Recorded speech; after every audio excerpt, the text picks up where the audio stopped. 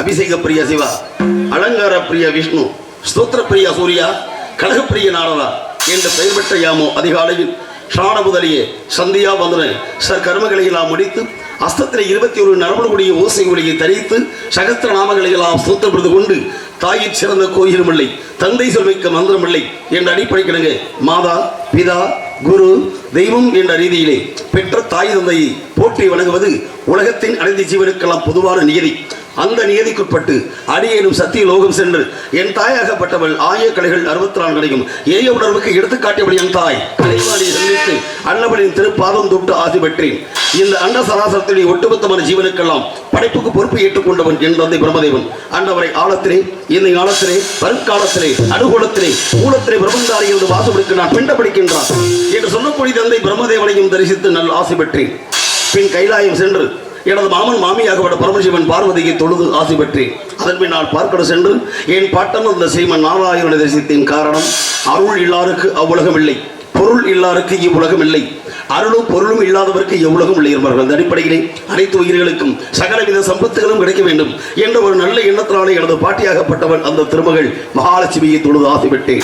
இப்படி கலைமகள் கலைமகள் மலைமகள் படைக்கும் கடவுள் காக்கும் கடவுள் அழிக்கும் கடவுள் என்று சொல்லக்கூடிய முக்கடவுள் துறையை பெற்றவுடைய இந்த நாரத பகுதிக்கு ஒரு நாளைக்கு ஒரு கழகம் செய்ய வருகின்றால் என்னுடைய சிரமமாகப்பட்டது 1000 சுக்குள்ளாக வெளியே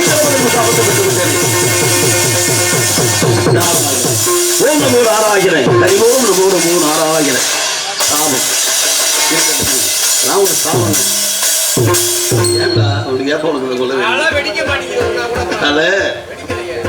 தலை வெடிக்கணும்னு ஆசை இருக்கட்ட தலையாய பணி மேற்கொண்டு செய்பவர்களுக்கு தலையாய வெடிக்கிறது. ஆக ஒவ்வொரு இடத்திலும் பணியாகப்பட்டது சிறப்பாக முறையாக நிற்க வேண்டும்.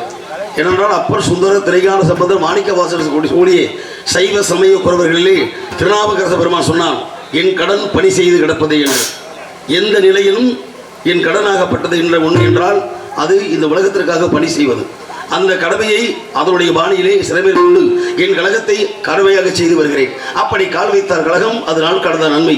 அந்த நன்மையை செய்வதற்கு நாரதன் பொறுப்பேற்றுக் கொண்டு நல்லதொரு வேளையிலே நல்லாரை காண்பது நன்று, நடமிக்க நல்ல சொல் கேட்பது நன்று, நல்லார் குலங்கள் வரைப்பது நன்று, அவரோடு இணங்கி இருப்பதும் நன்று என்று என்று நல்ல உள்ளங்களை நாடி தேடி ஓடி வந்திருக்கிற நீண்ட இடைவெளிக்கு ஆக இந்த இடைவெளியை பூர்த்தி செய்வது காலத்தின் கட்டாயம். சொன்னானே வள்ளுவன், காலம் கருதி இருப்பர் கலங்காது ஞானம் கருதுபவர் என்ற வள்ளுவனுடைய கூட்ட கிடக்க என் காலத்தையும் கடமையும் சரியாக செய்கிறேன்.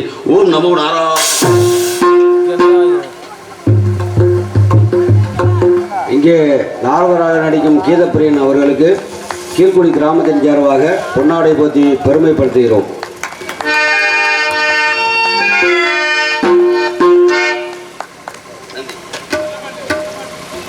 பொன்னாடை அணிவித்து புகழால் சுட்டிய புண்ணியமான நமது கீழக்குடிவாழ் கிராம பொதுமக்களுக்கும் இந்த நாடக விழாவினை சித்திரை மாதம் உத்திரை பதிக்கக்கூடிய விழாவாக என் தாய் முத்து மாரியம்மனுடைய விழாவை சிறப்போடு நடத்தி வரக்கூடிய விழா புரிவர்களுக்கும் கிராமத்து பெரியவர்களுக்கும் ஆண்டோர்களுக்கும் சான்றோர்களுக்கும் அருமை தாய்மார்களுக்கும் அன்பு மாணவ கண்மணிகளுக்கும் இந்த நாடக நிகழ்வை கண்டு ரசிக்க வேண்டும் என்பது சுட்டு வட்டாரத்திலிருந்து வருகின்ற நாடக கலா ரசிக பெருமக்களுக்கும் மேலும் இந்த நாடக நிகழ்விற்கு அற்புதமான முறையிலே ஒளிபரிக்க எங்களை மிகவும் மகிழ்ச்சி கடலில் ஆழ்த்தக்கூடிய கார்த்திக் ஒளிவர்களை தற்கும் அது பணிபுரிய தோழர்களுக்கும் மேலும் இந்த நாடகத்தினுடைய அமைப்பாளர் என்னுடைய அன்பு அண்ணன் ஆர்கே வேலாயுதம் அவர்கள் உள்ளிட்ட இந்த நாடக நிகழ்வினை உலகளாக ஒளிபரப்பு செய்யக்கூடிய அன்பு சகோதரர் தேவகோட்டையைச் சேர்ந்த சக்கரவர்த்தி சேனலைச் சேர்ந்த அன்புகளுக்கும் அது பணிபுரிய தோழர்களுக்கும் இந்த நாடக நிகழ்ச்சிகளை சிறப்பாக அளித்து வந்த அன்பு தம்பதி ஆடோடி சக்கரவர்த்தி திரு வேளாங்கண்ணி உள்ளிட்ட அனைவருக்கும் எங்களது முதலில் தமிழ்நாடு நாடக நடிகர் சங்க சார்பிலே சிறந்தாந்த வணக்கங்களை கரங்கூப்பி தெரிவித்துக் கொண்டு துளபுரம் கலைப்படியை நன்றி எனது வணக்கம்.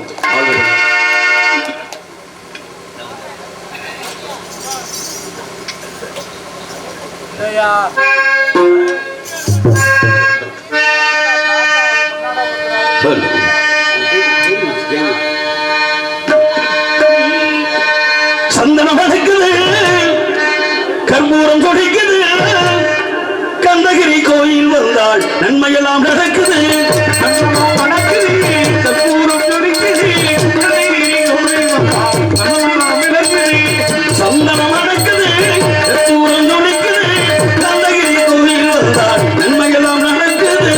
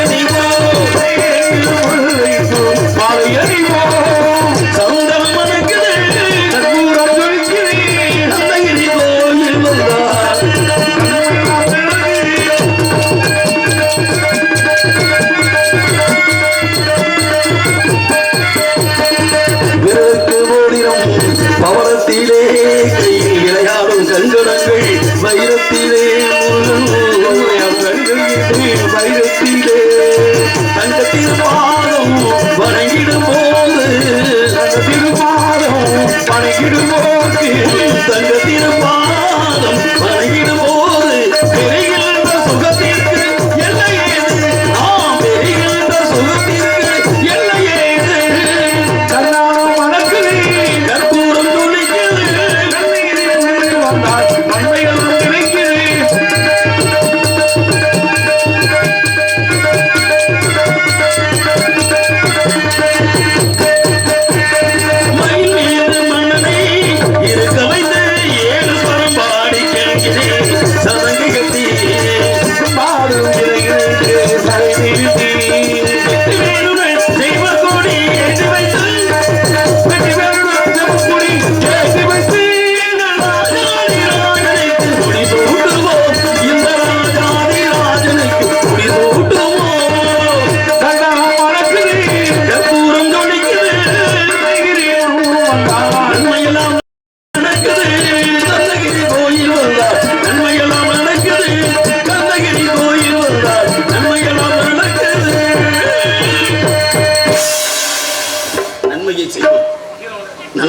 40 அன்று என்று சொன்னேனே.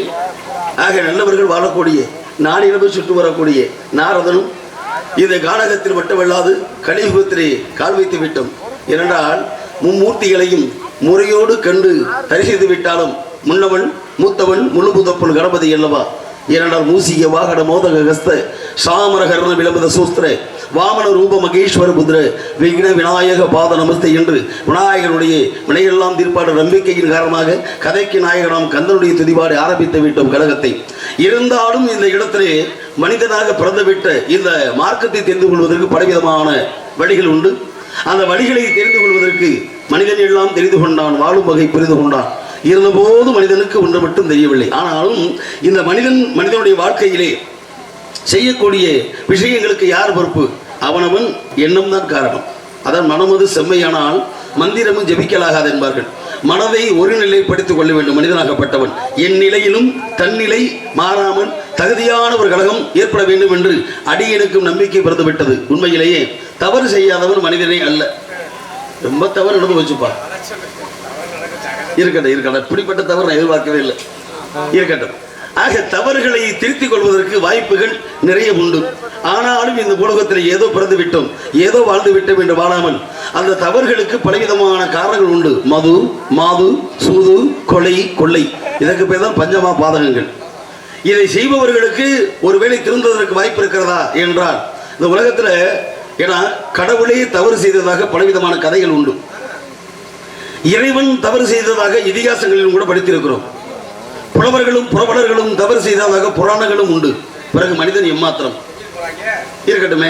ஒருவேளை அப்படி தவறு நடந்துவிட்டால் அந்த தவறை மன்னிக்கும் பொறுப்பு யாருக்கு இருக்கிறது? அதான் சொன்னான், என்ற பொழுதிலே பிரதிபக்கும் தன்மகனை சான்றோன் என கேட்ட தாய் முந்தி தவம் கிடந்து 300 நாள் கர்ப்பத்தில் சுமந்தவள் பெற்ற அன்னை அவளன்றி ஓர் அனுபவம் அசையாது.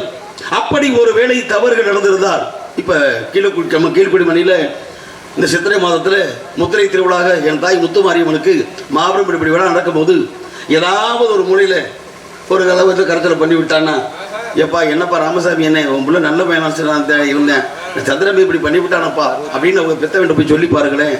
அவர் பார்ப்பாரு, ஏண்டா குளத்துக்கு எடுக்க வந்த கோடாலி காம்பே, ஒன்னால நான் பெற்று பெரும் புகழ் அடையணும் இல்லையோ, இப்படி கெட்டவருக்கு நீ ஆளாக்கிட்ட சண்டாளா எங்கடா இருக்கவே அப்படின்னு கூட்டத்தில் ஆளை கண்டுபிடிச்சு நல்ல உருவாலை கட்டிக்கிட்டு வேட்டியை மறிச்சு வச்சு கட்டி ஆளை கண்டுபிடிச்சு காத்து பிடிச்சது தட்டு 4 ஓடு போட்டவனை கண்டிப்பாரு. ஏன்னா கண்டிக்கக்கூடிய உரிமை பெற்றவருக்கு உண்டு. இதை மாட்டுக்கிறது கிடையாது.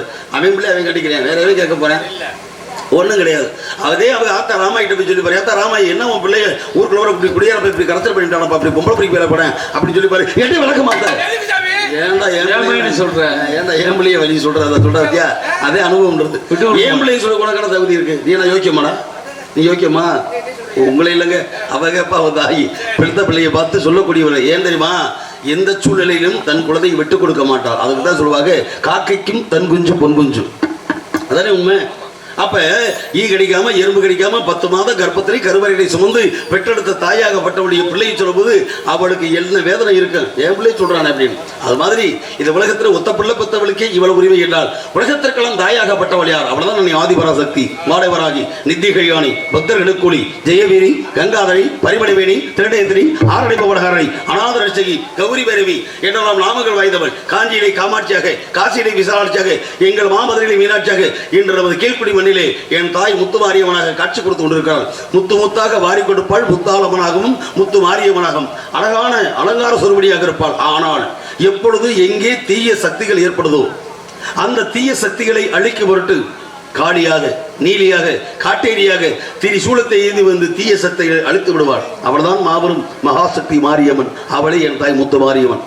அவள் எடுக்கிற ரூபத்திலே பலவிதமான ரூபங்கள் இருந்தாலும் தீயவையில் அழிப்பவர் யாரோ அவர் தானே நல்லவர்கள். என்னாலே ஓம் மகாசக்தி காளி முத்துமாரி தாயே உன்னை வணங்கி பிறகு நான் கழகத்தை ஆரம்பிக்கிறேன். ஓம் நமோ நாராயண. இன்னரை வச்சு கையில் வச்சு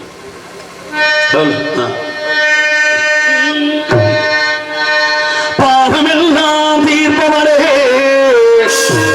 நல்லவனே தில்லையம்மா வாடிகளும் மோகனிலே ஓடி வரும் காளியம்மா மறைமோட குங்குமத்தில் மறைந்தருளும் காளியம்மா ஈழக்குடி மண்ணை வீட்டிலிருந்து ஆட்சி செய்யும் என் தவை மொத்த மாரியம்மன் சன்னதிக்கு வந்தோம் எங்கள் குறையே தீரும் அம்மா.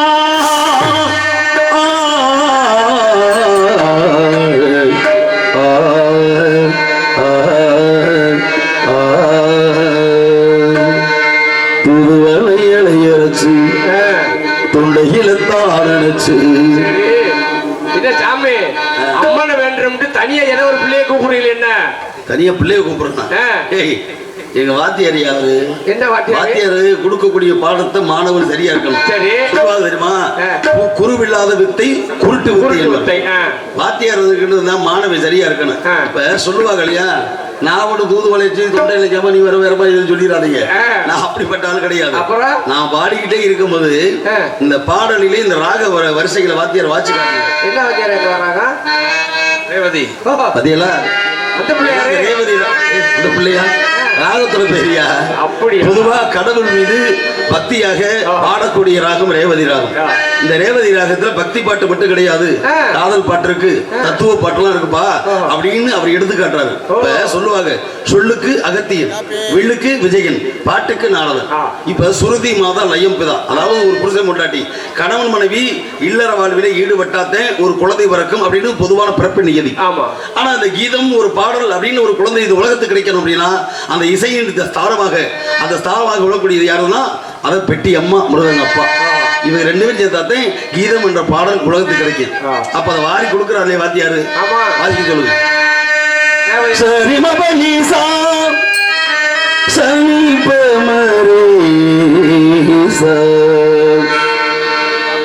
ஆயிரம் கரங்கள் ஈட்டி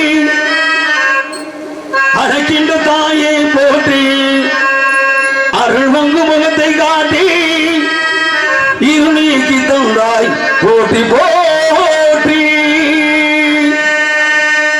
பிரதம பொருளே ஓம் கணபதி சரணம் சரணம் சுவாமி பேசும் தெய்வமே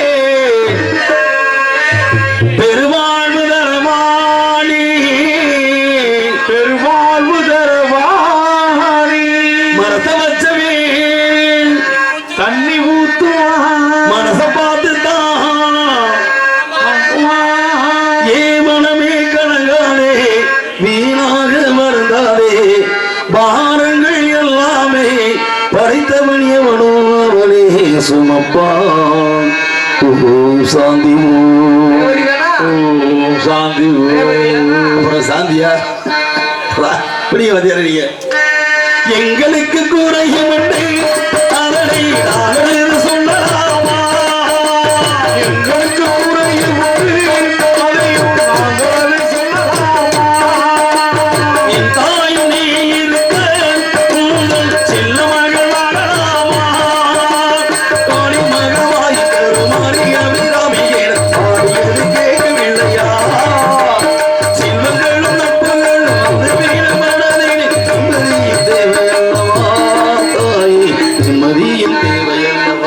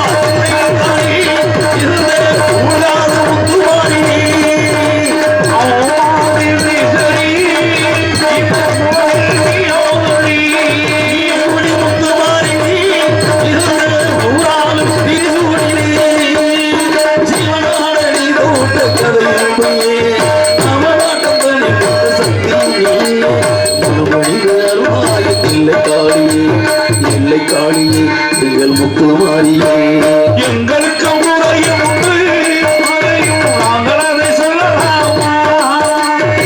தாயும் நீ இருக்க செல்ல மகள் பாடலாமா பாடி மகமாய் பெருமாறி அபிராமிகள் பாடியது கேட்கவில்லையா செல்வங்கள் ஒப்பங்கள் வந்து வீடும் மனதே நிம்மதியும் தேவையல்லவா தாயே நிம்மதியும் தேவையல்லவா எங்களுக்கு முறையும் உண்டு, முறையும் நாங்கள் அதை சொல்லலாமா?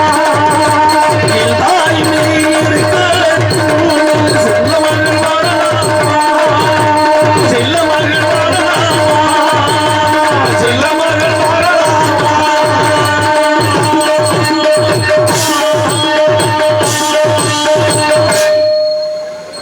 ஆமையா தாயை போற்றி வணங்கி தகுதியான ஒரு கழகத்தை செய்வதற்கு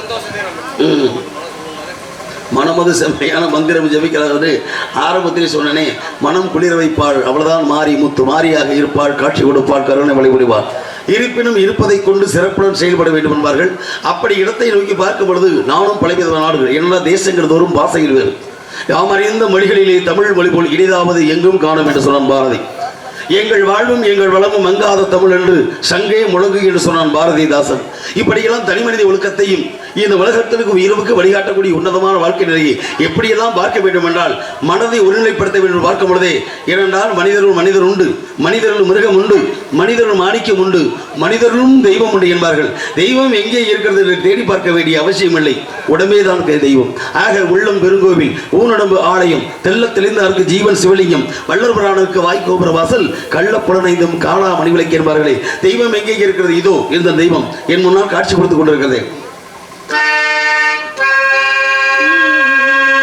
இதோ எங்கள் தெய்வம் முன்னாலே நல்லா இருக்கு எந்த குறையும் இல்லை வெளியில் அவுட்டர் அதிகமாக போது இன்னர் வை வெளியில் போறது தப்பு இல்லை கொஞ்சம் இன்னர் எங்களுக்கு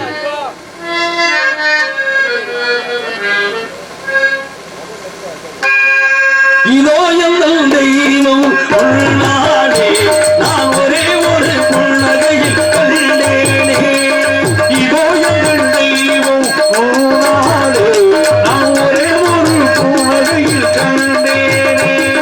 பாசமுள்ள பாதையிலே கடவுள் வாழ்கிறார் அவன் கருணை நெஞ்சினிலே கோயில் கொள்கிறார் பாசமுள்ள பார்வையிலே கடவுள் வாழ்கிறான், அவன் கருணை உள்ள நெஞ்சத்திலே கோயில் கொள்கிறான்.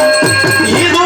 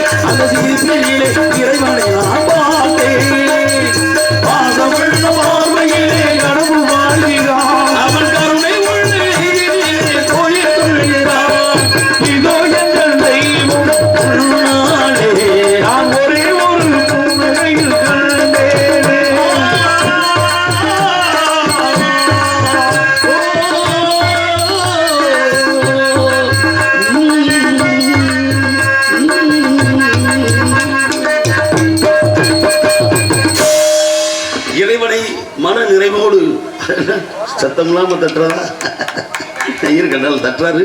தட்டணும்னு எண்ணம் இருக்கு. படுத்துக்கிட்டே இப்படி தட்டுனாலும் சத்தம் வராமல் போச்சு. நண்பருக்கு நன்றி நன்றி.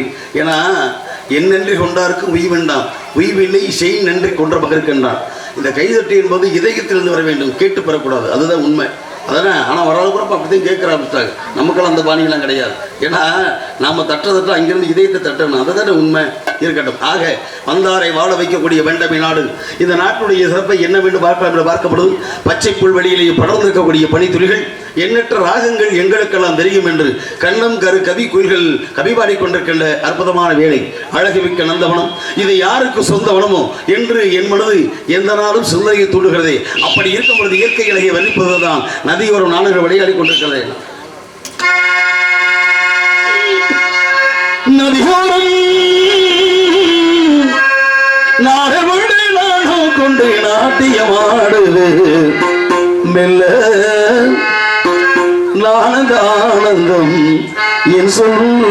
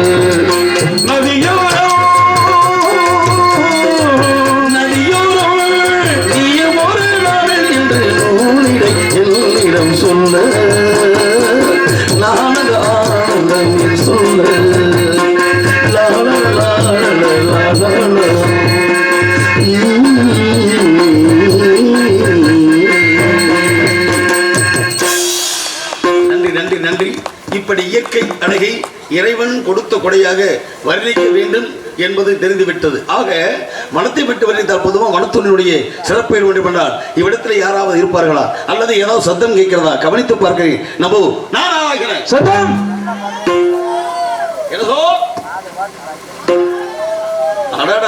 ரொம்ப கொள்ள கூட்டம் உள்ள இருக்கும் போலயா? அந்த கொள்ள கூட்டம்னா கொள்ளையடிக்க கூட்டம் இல்லையா? இங்கே உள்ள கலா ரசிகர்கள் மனதை கொள்ளையடிக்கக்கூடிய கூட்டம். ஏனென்றால் சொல்வார்கள் இசையால் வசம் ஆகா இதயம் இது என்பார்கள். அப்பேற்பட்ட இசையை வசப்படுத்தி தன்மையப்படுத்தி சொன்னானே வள்ளுவன் புலன் இனிது யாழ் இனிது என்பத மக்கள் மழலை சொல் கேளாதவர் என்று. உண்மையிலேயே இந்த மலரையின் குரல் இசையை பார்க்கும் பொழுது என் யாழுடைய இசையை காட்டிலும் என் தாய் வீட்டக்கூடிய வீணையை காட்டிலும் இந்த குரல் ஆசையாக இவருடைய குரல் ஓசை இருக்கிறதே என்பதையெல்லாம் எண்ணி பார்க்கும்போது சொல்வார் தெரியுமா, பார்ப்பதற்கு மயில் அழகாக இருக்கும். அழகாக இருக்கக்கூடிய மயில் தன்னுடைய தோகையை விரித்து அற்புதமான முறையில் நாட்டியமாடும் நடனமாடும். ஆனால் ஆடக்கூடிய மயிலுக்கு பாட தெரியாது. ஆனால் பாடுவதற்கு கத்தும். ஆமா இல்லை, அதுக்கு பேர் மயில் அகவும். மயில் என்பது அகவல். ஏன்னா மயில் அகவும் குயில் கூவும். கழுத கணைக்கும்.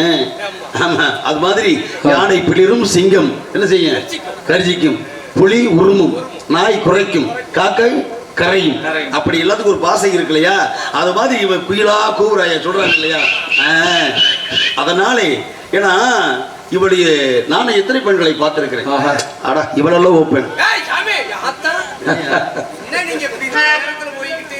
இவளல்லவோ பெண், இவளல்லவோ அழகு ராணி. அவர் அண்ணன் வருபாடு வங்காளி பாடு வருவார். அதே நான் சொல்றேன், நீ தவறா எடுத்துக்கிறீங்க. அதாவது தமிழிலே வந்து ஒரு வார்த்தை வெல்லும், ஒரு வார்த்தை கொள்ளும், ஒரு சொல்லுக்கு பலவித அர்த்தங்கள் இருக்கு. ஆமா, அது மாதிரி நிறைய விஷயங்கள் பேச வேண்டிய இடத்துல பேச வேண்டியிருக்கிறது. நீங்க அதுக்காக போய் தவறாக நீ வழிகாட்டி விட்டுறாதீங்க, அப்படிலாம் சொல்லக்கூடாது. இவளல்லவோ பெண் அப்படின்னு ஆச்சரியத்தை சொல்லக்கூடியது. நானும் எத்தனை பெண்களை பார்த்தீங்கன்னா நான் இங்க மட்டும் வரக்கூடிய ஆளா? 17-14 உலகங்கள் போய் வரக்கூடியவன். 33 கோடி தேவாதி தேவர்கள், 47 வருஷமாக கூடக்கூடிய இந்திர சபை. அந்த உலகம் சுத்தின்னு சொல்லியா? ஊர் சுத்தின்ற ஊர் சுத்தி நீங்க கீழே மட்டும் உலகம் சுற்று வாலிபன் அப்படித்தானே? முந்தா நாள் கொண்டாந்து ஏம்பல் கருவில் விட்ட, நேற்று கிடைச்ச கும்பகோணம் பக்கம் மீன் சுருட்டி போயிட்டு வரே 3 மணி ஆகிப்போச்சு. ஒரு வட்டு தூங்கலை, இந்த மறுபடியும் கீழே குடிக்க வந்தாச்சு. இப்படி நாளைக்கு போகிறேன் சொல்ல வந்தேன் அணைக்கட்டுக்கு, இப்படி போயிட்டே தெரிய வேண்டியதேன். அப்போ உலகம் சுற்றி தானே, உலகம் சுற்று வாலிபன் அப்படின்னு ஒரு கருத்து இருக்கு. ஆனாலும் கூட இந்த இடத்திலே கவிதை பண்பாடி கொண்டிருக்கிறார். ஏன் தெரியுமா? அப்படி எத்தனை தேவலோகத்துக்கு போய் தெரியுமா? அந்த தேவலோகத்துக்கு போன உடனே பார்த்தாச்சுன்னா ஒரு 4 பெண்கள் அப்படியே ஓட்டமான ஓட்டி வந்து நாட்டியம் ஆடுவார். அந்த 4 பெண்களை கூட பார்த்திருக்கேன். இவளுக்கு மாதிரி இல்லடா. ஏன்பா நீ பயப்பட்டு இப்படி ஆச்சரியப்பட்டு கேட்கிற? ரம்பை, ஊர்வசி, மேனகை, திலோத்தம் எடுத்துக்கூடிய நாட்டியமாட பெண்கள் அவங்க கூட இப்படி இல்லையா? அவங்களுக்கு இல்லாத கண்ணி 2 இந்த பிள்ளைக்கு உருப்படியா இருக்கு. நாடி அழகி, நாடி அழகி அல்ல அல்ல, சரீரமும் சாரீரமும் சொல்லுவா தெரியுமா? ஒரு நடிகனும் ஒரு கலைஞனும் யாராக இருந்தாலும் இந்த சரீரம் என்று சொல்லக்கூடிய உடலை பக்குவமாக வைத்துக் கொள்ள வேண்டும். இந்த சரீரம் என்பது கெட்டுவிட்டால் சாரீரம் என்ற குரல் விட்டுவிடும். எப்படி? சரீரம் என்று சொல்லக்கூடிய உடல் கெட்டுவிட்டால் சாரீரம் என்று சொல்லக்கூடிய குரல் விட்டுவிடும். அப்ப இவளுக்கு உடல் என்ற சரீரமும் சரியா இருக்கு, சாரீரம் என்று சொல்லக்கூடிய குரலும் சரியா இருக்கு. இந்த ரெண்டு சொன்னீங்களா? ஏன் நீங்க வேற 2? வேற 2 நினைச்சோம். இன்னும் வேற 2 இருக்கு. உட்காந்து எல்லாருக்கும் அந்த 2 இருக்கணும். 2 வரைமுறைப்படுத்துறதே ரொம்ப நாளைக்கு வாழ முடியும். அதுதான் நாடு 2, வாரம் 2, மாதம் 2, வருடம் 2. ஒரு நாளைக்கு 2 முறை அப்படின்னு என்ன? நாள் 2 அப்படின்னா ஒரு நாளைக்கு 2 முறை கட்டாயமாக இங்க இருக்கக்கூடிய மக்கள், வாழக்கூடிய மக்கள்லாம் கண்டிப்பான முறையிலும் மழை ஜலம் கழிக்க வேண்டும். 2 வேளை. ஆமா, உடல் அடப்பு காலை மாலை. ஆமா, காலை மாலை 2 வேளை மழை ஜலம் கழித்துக் கொண்டு உடம்பை சுத்தப்படுத்திக்கணும். வாரம் 2 அப்படின்னா புதனும் சனியும் ஆண்களாக இருந்தால், செவ்வாய் வெள்ளி பெண்களாக இருந்தால் எண்ணெய் தேய்ச்சி குளிக்கிறத என்ன ஸ்நானம் பண்றது? அப்ப எண்ணெய் தேய்ச்சி குளிச்சிட்டோம்னா இந்த உடல் உள்ள சூடுக்கு வருங்க, அது தட்பவெட்ப நிலைக்கு ஏற்றவாறு உடல் குளிச்சு எடுத்து பக்குவமா இருக்கும். தீபாவளிக்கு தேங்காய் தலையில தண்ணி வச்சுறாங்க, அதையே இங்க பாரு, வேற தண்ணியை ஊத்திட்டு போய் படுத்துறாங்க. அதையும் செய்யாம அது ஒரு பக்கம் இருக்கு. மாதம் 2 தெரியுமா? இது முக்கியமான கவனிக்க. மாசத்தை பிரிச்சோம்னா 15 நாள். 15 நாளைக்கு ஒரு முறை கணவன் மனைவியாக இல்லற வாழ்விலே குடும்பத்தில் ஈடுபட வேண்டும். சாமி, இது எப்படி சாத்தியமா? உங்க நாட்டிலயா எங்க நாட்டிலயா சொல்றீங்க? எல்லாத்துக்கும் ரொம்ப கோவப்படுறாரு. இல்ல, எந்த நாடகம் இல்லையா, எல்லாத்துக்கும் பொதுவானதாயா? அப்படியா? 15 நாளைக்கு ஒரு முறை தான். ஒரு நாளைக்கு 15 வட்டமாவது முடியுமாக்கா? இல்ல, முடியும் சொன்னா சொல்லுங்க, எவனால முடியாது. கெட்டவனு கூட 8 தானே. அப்படியா? ஜோதனை நீ பாத்துருக்கீங்க. அதெல்லாம் 15 சும்மா இப்படி முறைச்சு பார்த்துட்டே முறைச்ச மாதிரி முடியாது. கெட்டவனுக்கு கூட 8 ஏன் சொல்ல தெரியுமா? அவன் உடல் கெடுவர அலைக்கு அவன் அவன் பண்ணாலும் கூட 8 முறை தான் பண்ண முடியாது, அதுக்கு முடியாது. சரி, அது ஒரு இருக்கட்டும். ஆக மொத்தம் வருஷம் 2 அப்படின்னா 6 மாதத்துக்கு ஒரு முறை என்ன செய்யணும்? தன்னுடைய உடம்பு கழிவுகளை வெளியேற்றதுக்காக பேதிக்கு வலியக்கால் சாப்பிட்டு கழிவை வெளியேற்றணும். வருஷத்துக்கு 2 தடவை. 6 மாசத்துக்கு ஒரு. ஆமா, 6 மாசத்துக்கு ஒரு முறை. அப்படி பார்த்தாச்சுன்னா எந்த ஒரு மனிதனும், அது ஆணா இருக்கட்டும் பெண்ணா இருக்கட்டும், யாரும் சரி 100 வயது வரைக்கும் நோய் நொடி இல்லாமல் வாழலாம். அடடே, இதை முதல்ல நீங்க சொல்லக்கூடாதா சாமி? சாமி பூரா தப்பு பண்ணிட்டேன். சரி இருக்கு. ஏன்னா வர்ற பயிலுக்காக சொல்லுங்க. திருந்தாத உள்ளங்கள் இருந்தன லாபம். ஐயா, அப்ப என்ன சொல்றீங்க? இல்லங்க, திருந்திரும் வாய்ப்பு வந்துருச்சுல, நம்ம நாடு ரொம்ப திருந்திருச்சு. சரி, ஆமா, நல்ல செய்தியா இருக்குல்ல. அதனால இந்த இடத்துல அவர் பாடுகிறார் என்றால் குயிலுடைய குரல் ஓசை, இவருடைய பாடல் ஓசை கேட்கப்படுது. எனக்கு நீண்ட இடைவெளிக்கு பின் அந்த 7 நாட்கள் நினைவுக்கு வருது.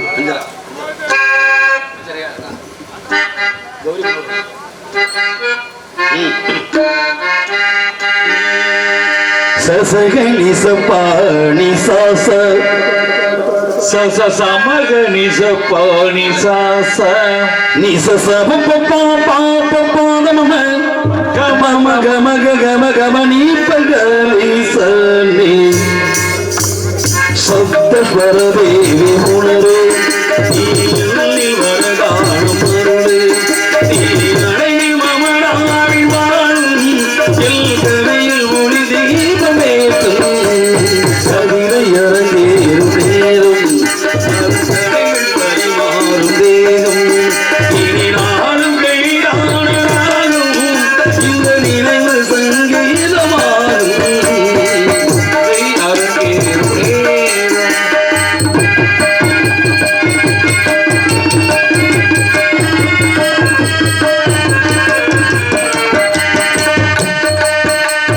பாவை உன் பாதம் தேடி வருப்பானே ஆசை கௌரி ஆவும் பாவம் தேடி அது பார்வை மாதம் கோடி இனி காவை பல்லாக்கினே நாம் கடப்ப உள்ளாத ஊரில் உன் அங்கம் தமிழோடு சூதம் இது எங்கும் திகழ்த்தாத கவிதை அரங்கேறும் நேரம் மலர்கள் பரிமாறும் தேகம்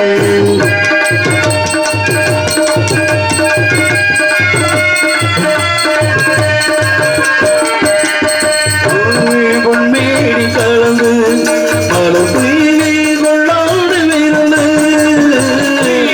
உண்மையினி கலந்து உன்னை கொண்டாடும் இருந்தே இனி சொர்க்கம் வேறொன்று எனக்கு இந்த சுகம் எழில் எனக்கு மனங்கள் அறியாத உறவை இனி எங்கே இவை மூடும் நிலைமை கவிதை அரங்கேறும் நேரம் மலர்களிகள் பரிமாறும் தேகம் தேகம் தேகம்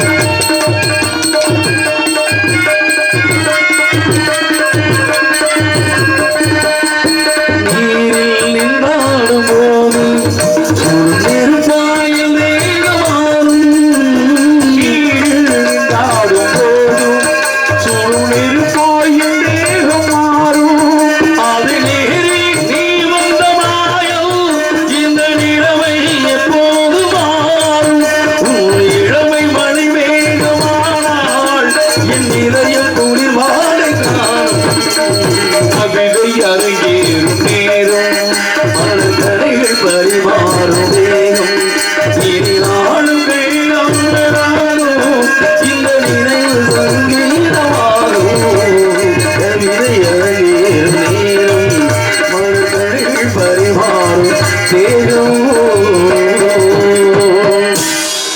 சொல்லி குத்தம்ல என்ன சொல்லி குத்தம்ல நமக்கு மேலே ஒருவனடா அவன் நாடும் தெரிந்த தலைவன்டா அவன் ஆட்டி வைக்கிறான் நாம் ஆடிக்கொண்டிருக்கிறோம் ஏன்னா இறைவன் என்பவன் சாட்டை நாமெல்லாம் பம்புறோம் அவன் சுட்டு விடுகிறான் நாம் சொல்லிக் கொண்டிருக்கிறோம் அவன் ஆட்டி வைக்கிறான் நாம் ஆடிக்கொண்டிருக்கிறோம் ஆட்டி வைத்தகன் நீ அழைத்து பார்க்கிறேன் நீ இடத்திலே நானும் ஆட்டி வித்தாள் யாரொருவள் ஆடாதாரே கண்ணா ஆசை என்னும் தொட்டினிலே ஆடாரே கண்ணா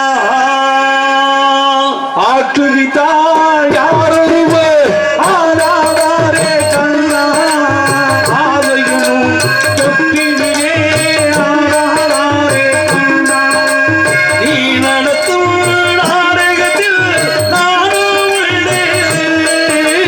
நீ நடத்தும் நாடகத்தில் நானும்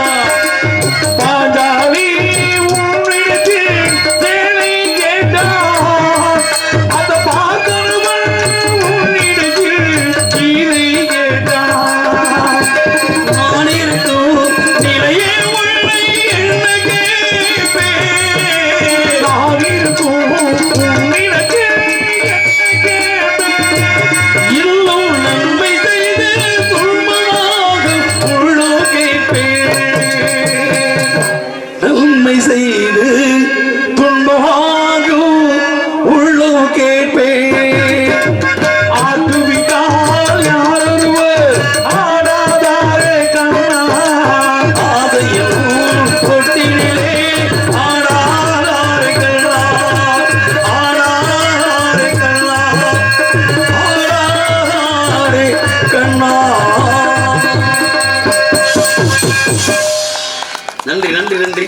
ஆட்டுவித்த கண்ணன் அவன் மட்டும் இல்லை, அவன் நன்றி. ஏன்னா ஒரு நேரத்திலே அவனையும் ஆட்டி வைத்து குத்த பார்த்தவனே அண்ட சராசரத்திலே தன் வாய்க்குள் காட்டியவன் அல்லவா. ஏன் உலகத்தை சொல்வார்களே, மாதவராய் பிறப்பதற்கு மாதவம் செய்திட வேண்டும் என்பார்கள். யாதவராய் பிறப்பதற்கு மாதவம் செய்தான் கண்ணன். அதனாலே அண்டசரத்தை வாயிலே மண்ணை தின்று மண்ணிலே வாயை திறக்க செல்லும்போது உலகத்துடைய அண்டசரத்தை காட்டினான். அது சொல்வாங்க, அறியும் சிவன் ஒண்ணு அறியாதவன் வாயிலே மண்ணு.